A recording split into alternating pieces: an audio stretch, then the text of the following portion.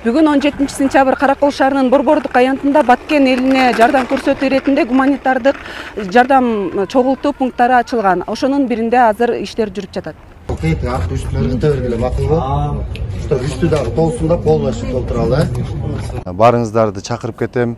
Кайдыгер карабастан ушул жерге келип, биздин бир туугандарыбыз Баткенде биздин ар бир жардамыбызга муктаж бүгүнкү күндө жылуу кийим, тамак аш, колдон келген жардамыңарды акча каражат менен болобу берип кетүүңөргө чакырам. Четте калбай, ушул оор күндөрдө баарыбыз бир жакадан баш, бир жеңден кол чыгарып, өзүбүздүн бир туугандарыбызга жардамыбызды берели.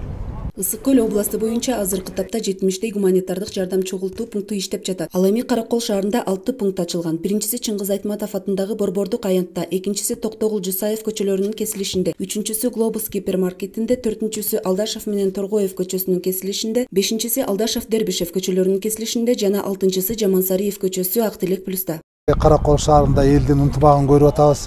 Эртеден бери элдердин аягы суюла элек.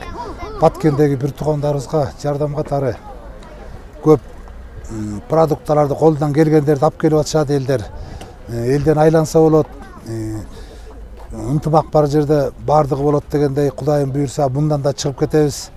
Белибизди бек буйлуу Кудай колдосун. Ысык Көл областындагы президенттин ыйгарым укуктуу өкүлү Алтынбек Сулайманов Баткен областындагы кырдаал боюнча түзүлгөн штабтын өкүлдөрү менен жыйын өткөрүп, ага областагы мамлекеттик кызматтардын жетекчилери катышкан. Мамлекеттик кызматкерлер бир күндүк маянасын Баткен элине которушту. Ал эми область жетекчиси Ысык Көлгө келип иштегенден берки чогулган 170 000 маянасын которду.